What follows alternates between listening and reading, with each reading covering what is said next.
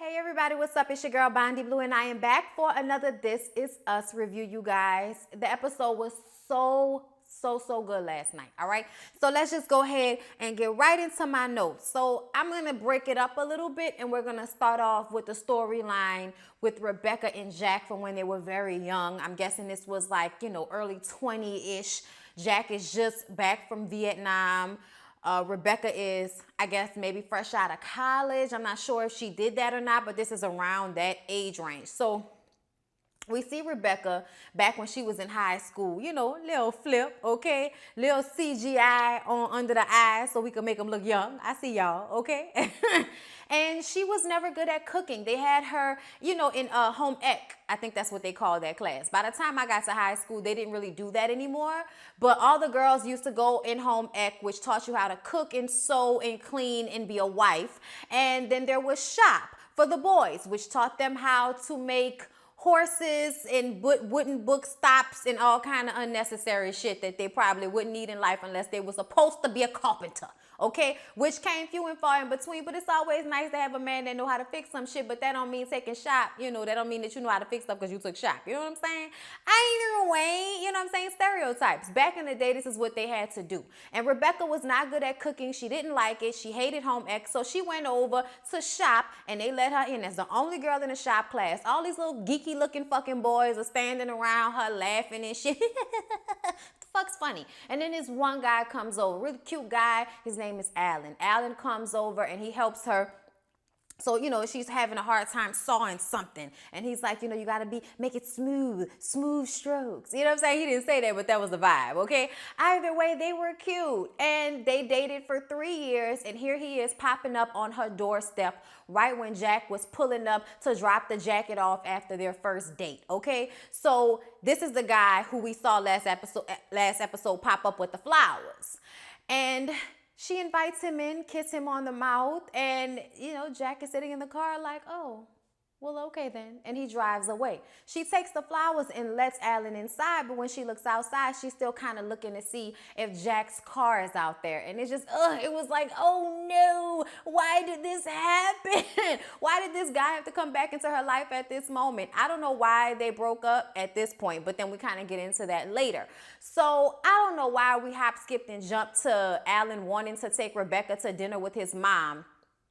But that's what eventually ended up happening. He takes her to dinner with his parents, and we find out, during dinner that when they were fresh out of high school, he wanted to go to Europe and he wanted her to come with him, and she decided not to go because she didn't want to follow a man around. She had her own dreams that she wanted to chase. And Alan's mom, who is another woman who grew up wanting to be a scientist, and the only way her dad would pay for college is if she was an English major. And then she met her husband, and her husband, was very supportive of her having a career. So this is like in the 60s, 70s time, and 70s, and women are now coming into their own. And she's like, his mom, Alan's mom is like the first generation of women who are out there like working and making their money for themselves. Like, no, I want to do this. But she had to have the support of her husband in order for that to be a possibility. So when she saw Rebecca not wanting to chase her son around Europe and following her own mind, her own dreams,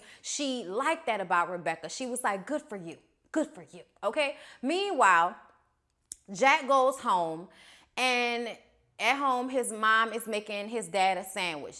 Dad, ornery, evil, mean-looking ass man sitting in the chair watching TV. Wife looks, lackluster as fuck, like somebody has emotionally beat all of the special out of her. You know what I'm saying? People have special. And back in the day, women in their marriages, like, they would have their special beat the fuck out of them. Like, either, figuratively or literally, but you could just see that his mom has been beat down by life, and that might include his daddy, okay? She's making this sandwich. She said the sandwich got too many pickles on it. He throw the shit on the ground. I'm like, so you couldn't just hand her the sandwich and say, babe, you could take some of them pickles off that for me? See what I mean? See, there's a way to do that. Or you could have just took the fucking pickles off the sandwich yourself. But to throw it on the ground. And Jack is standing there like, Ma, don't pick that shit up. And she gets on the ground to pick it up. She's like, Jack, Ma, don't pick it up.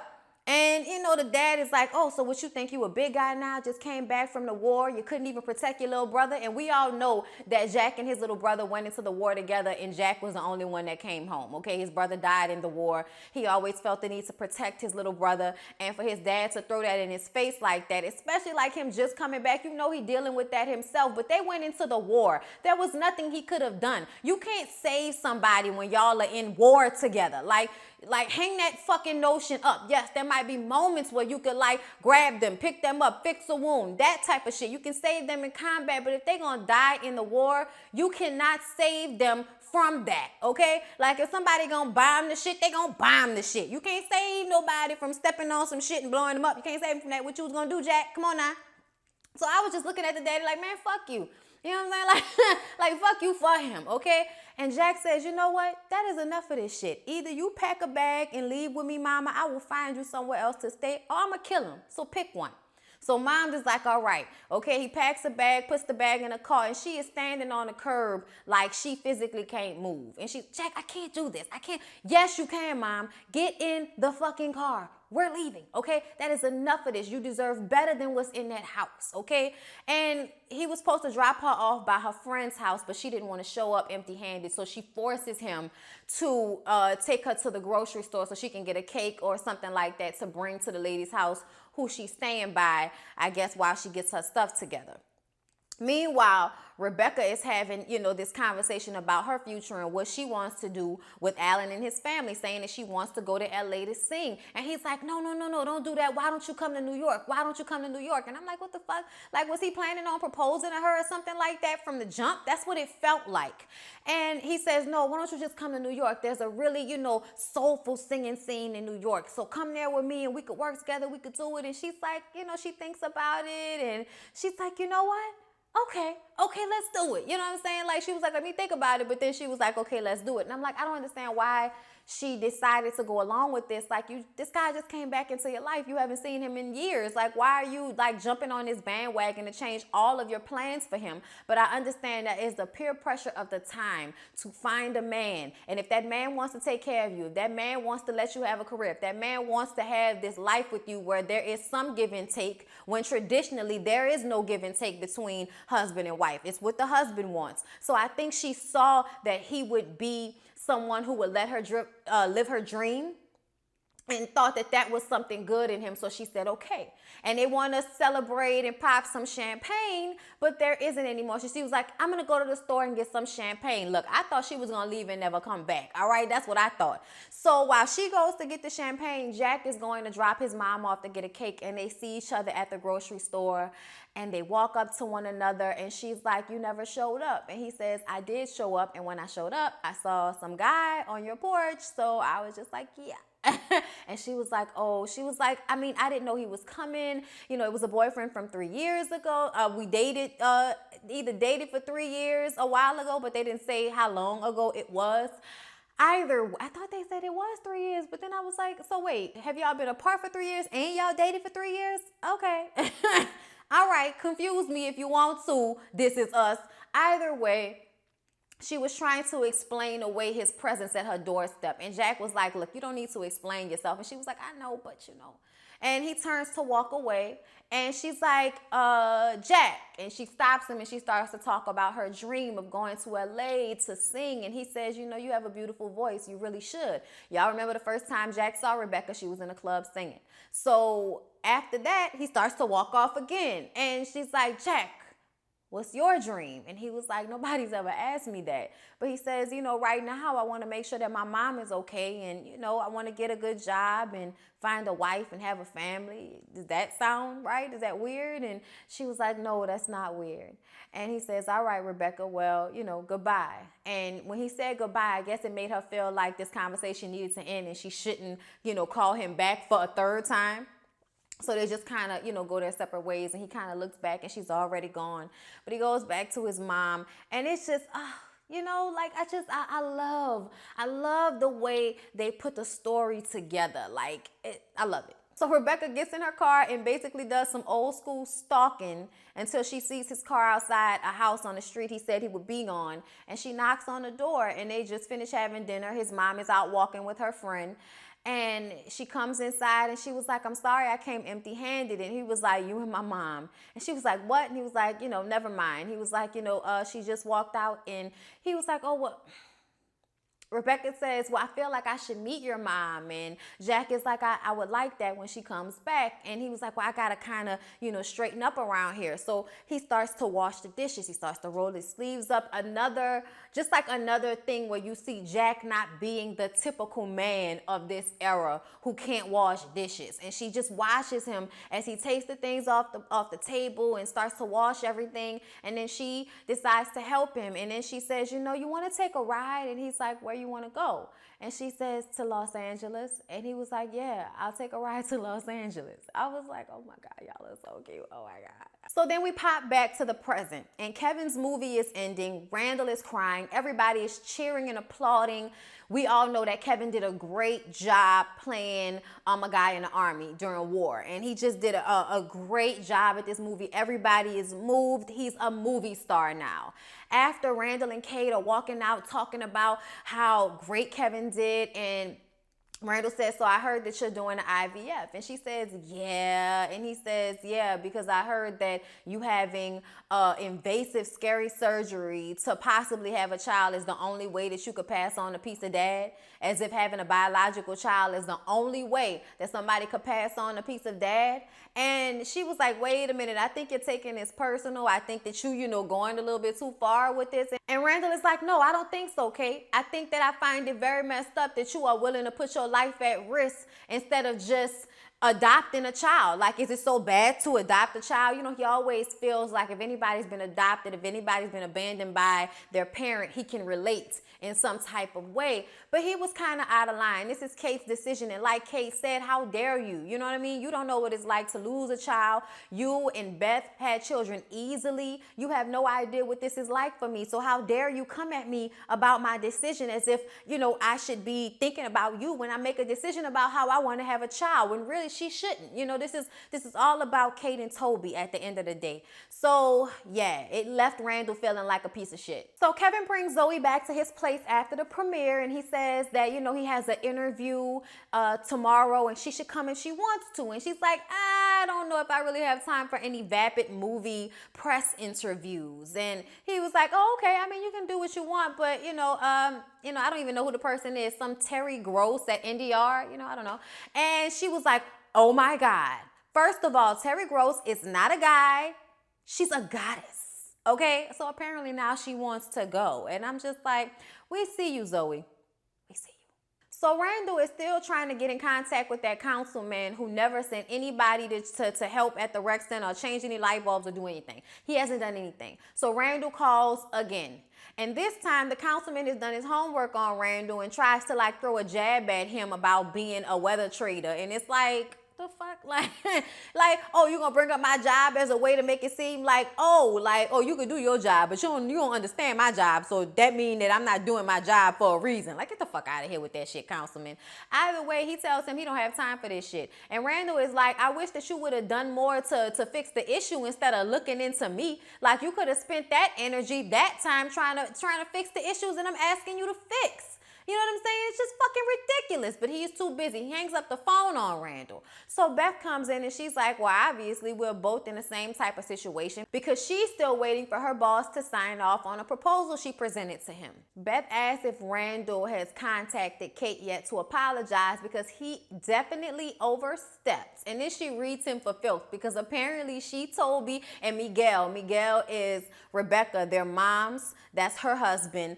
Miguel is also Jack, their deceased father's ex, well, not his ex. He was his best friend up until the day he died. You know what I'm saying? But that was his best friend. It sounds messed up, but it's really not. They got together years after the dad died. I think they've only been married for maybe 10 years, if that. You know what I'm saying? The dad has been dead for more than 15 now, okay? So anyway, getting back to where we at. Miguel says that Randall has a hard time apologizing to his siblings because he sees himself as the leader and he feels like it shows some type of vulnerability if he would apologize to them. And then he says that he also overreacts whenever he feels he needs to apologize for something. When he finally does feel the need to, he overreacts, okay? So Beth calls Kate herself and hands the phone to Randall, and Randall tries to apologize, talking about there were some regrettable utterances that were uttered. And she says, look, I don't have time for this because she's being treated like she's about to die. Her mom is worried that she's, gonna die on the table, acting like she's about to have triple bypass surgery or something like that. And Kevin is sending her flowers like, it's about to be the last flowers that she ever sees in her life. So right now, she don't have the energy to go through this whole thing with Randall. So she hangs up the phone on him. And just like Miguel said, he decides to overreact and pack a bag and fly all the way across the country to LA to be there for her surgery. Miguel is on point. Shout out to the spouses, Beth, Toby, and Miguel. Okay, we need to call them something else. If we calling, the family, the big three, we need to be calling them something else. Okay. So Kate goes in for surgery and makes Toby promise that he won't marry Madison, her skinny friend, or Sharon. I think that's the name, Cheryl or Sharon, his coworker that's always giving her the stink eye. And he's like, I promise I won't marry anybody cooler than you. All right. And she goes in to have her surgery. Kevin and Zoe go to his interview with Terry Gross, and she speaks to him about his character in his movie and, him being in the Army, and asks if he pulled from any of his father's experiences. And during the interview, he really realizes that he doesn't know anything about Jack's time in Vietnam. Jack, first of all, didn't really like to talk about it, but also Kevin is rather self-absorbed, and he's always been that way.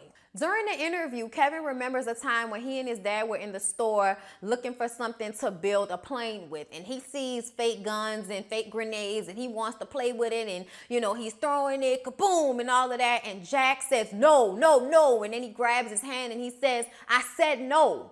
And it kind of startled them.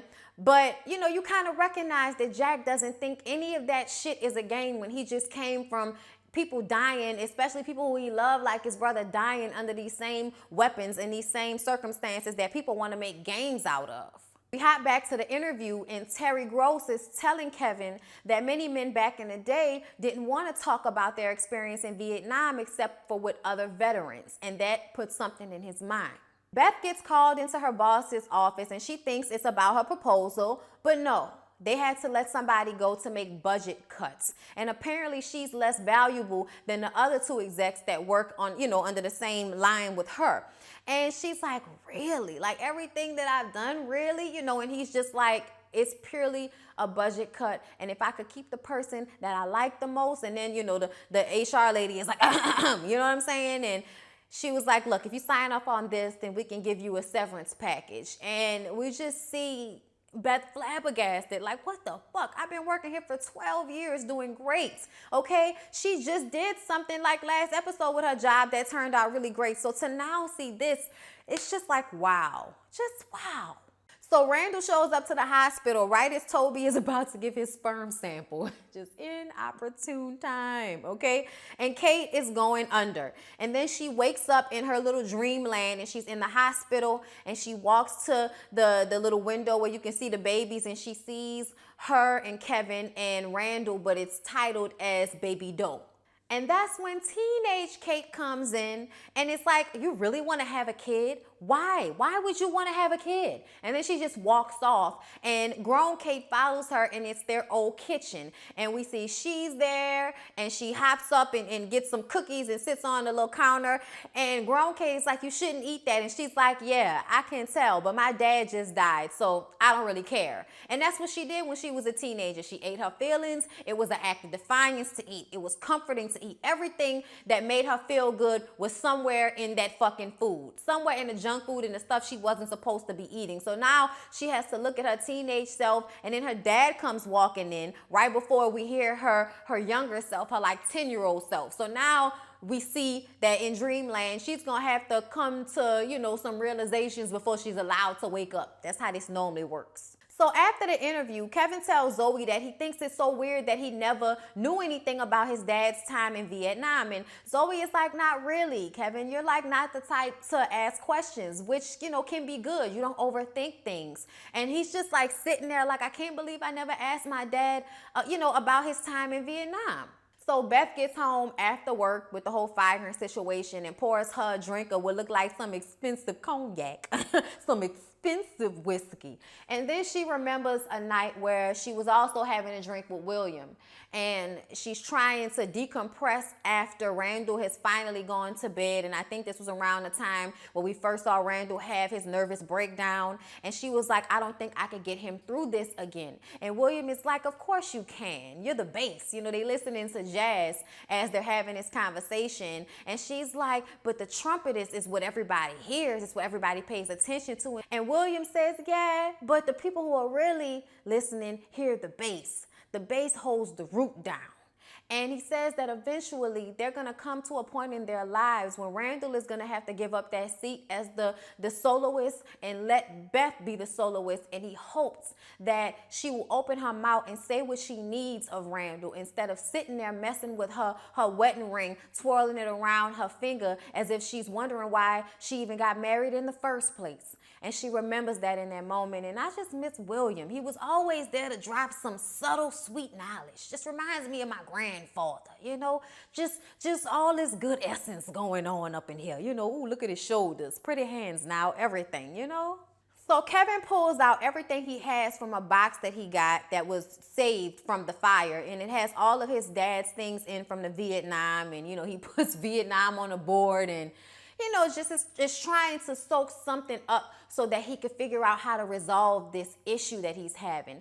And Zoe says that maybe it'd be a good idea if he finds somebody who's on that board who might still be alive, who was an army buddy of his dad's. Maybe he knows his story. And now we see that Kevin is going to be trying to find somebody who he can talk to about his dad's time in Vietnam, because it's questions that he never asked. And he remembers when he was a kid, his dad came into his room to talk to him about what happened at that store. And he says that he doesn't think it's a fun game to play because so many people got hurt when he was in the war. And he asked Kevin, did he want to ask him any questions? And Kevin just shakes his head no. And I'm like, Kevin was always in his fucking feelings. So he probably was mad about the fact that his daddy even screamed at him. So it's like, even though he's saying he understands why his dad felt that way, he's still feeling like, you know, no, I don't want to talk about anything.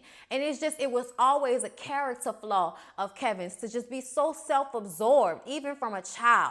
You know, see me, give me, see me. You know, it was really obnoxious. His kid self is obnoxious. Cute, but obnoxious, all right? So now he's feeling bad about that. Toby and Randall are in the waiting room talking about how well they conceal their anxiety in their depression as men. You know, men always have to put on like everything's okay. And Toby says, you know, he takes his antidepressants and when he's not on them, shit can get scary.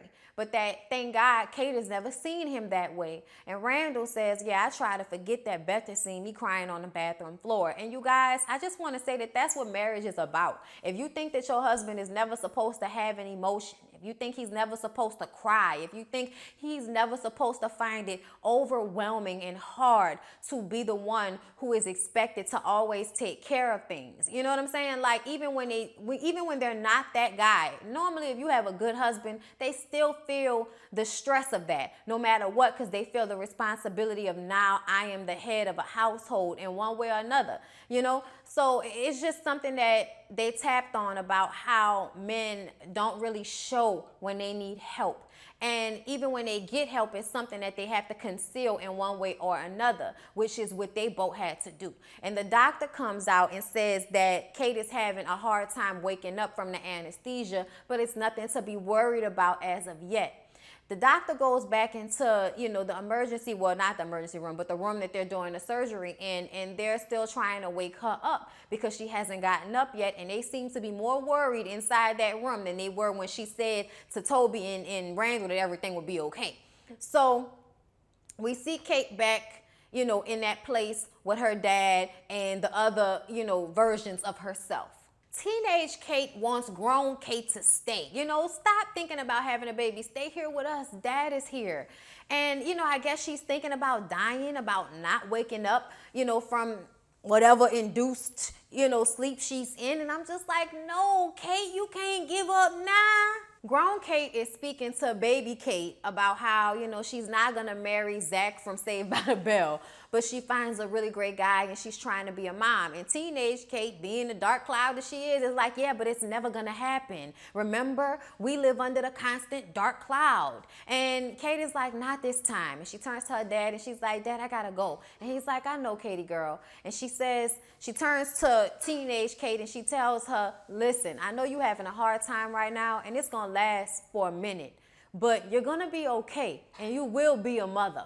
And then she walks out the door and she wakes up out of her surgery and Toby is sitting right there next to her. And she's like, did you marry Cheryl from accounting? He's like, yeah, but we got it annulled as soon as we found out you were about to wake up. And I was just like, they are so cute. And then Randall is standing there and he's like, I'm sorry, Kate. And she's like, Randall, you have so much dad in you. It was such a dad move for you to fly across the country just to say you're sorry. It is the most dad thing you could have ever done.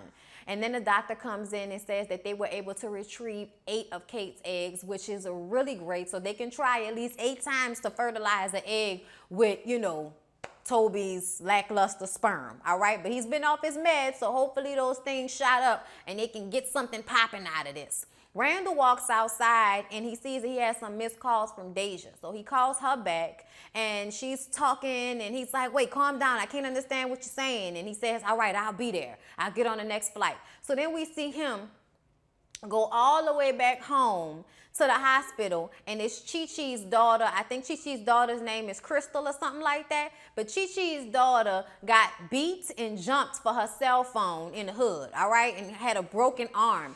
And Randall is like, this is ridiculous. We have to do something about this. And Chi-Chi is like, people are always talking, but they never do anything. And Randall is like, well, I'm not like that. And she's like, all right, good. Do something then. So he says he's going to do something. He goes home to Beth, who's laid out on the sofa after drinking all day because she's upset that she got fired from her job. And he wouldn't even let her get the words out of her mouth because she's like, Randall. As soon as she says that, he starts to go off about how his dad was a superhero. His dad was so great and did so much for everybody. And now everybody is trying to scramble and find ways to be like him, find ways to be closer to him. And we see Kevin sending an email to one of Jack's old army buddies. And I'm like, ooh, I know that actor. This gonna be good. Okay? And then we hop back to Randall and he's like, I need to step up. I need to be more like my dad. I need to do something. I need to be about it, not just say I'm going to do it. And he's like, I think I'm going to run against that councilman. And that's when Beth is like, Randall, I got fired today. like, can we bring it down for a fucking moment? You've been buying apartment buildings and running for city council and shit, and I done just lost my job. Can we have a moment for Beth? That's all I got to say, y'all. It was so good, y'all. I love This Is Us. It is one of the best shows. If you are watching my reviews and not watching the show, stop doing that, okay? This is one of those shows. The reality shows, yeah, if you don't feel like being upset about that shit, don't worry about it. Just come to me. But This Is Us is something that you need to watch so we can share it together, okay? The togetherness. It's us. Do you not understand? This is us, okay? It has to be us. So you have to watch so you can come back, and then this can be us. Get it? All right. So I love y'all. I hope y'all like the review, and I hopefully will see y'all tonight for Black Ink Crew. That's my plan. If not, it'll be up on Thursday along with Greenleaf and American Horror Story. We popping them back out. So I love y'all. I'm so happy to see that y'all are still sticking with me. Okay, video after video after video after video. And I see y'all. I'm gonna try to do some different things. I'm still thinking. I'm going through a spiritual journey. I'm just working on a lot in my personal life. You know what I'm saying? So it's just easier to stay on task with the shows that I do. But y'all know November is coming up. So shit in my mouth, I can't wait. All right. I love y'all. See y'all in the next one.